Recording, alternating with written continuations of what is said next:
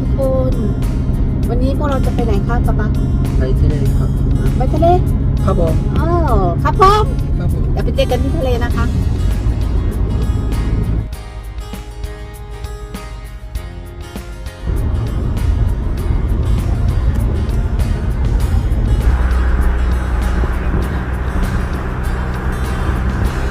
อ้าว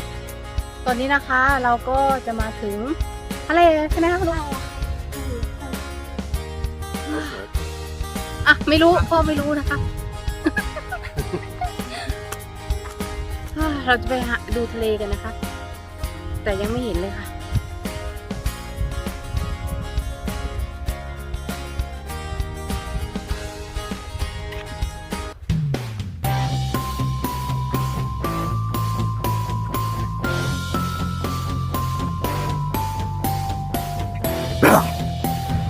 ถึงแล้วค่ะทุกคนทะเลค่ะ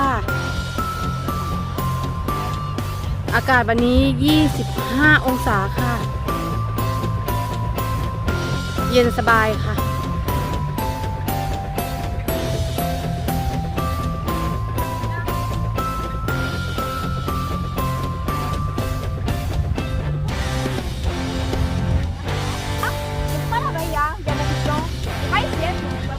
มีน้ำเยอะจังเลยค่ะดูค่ะ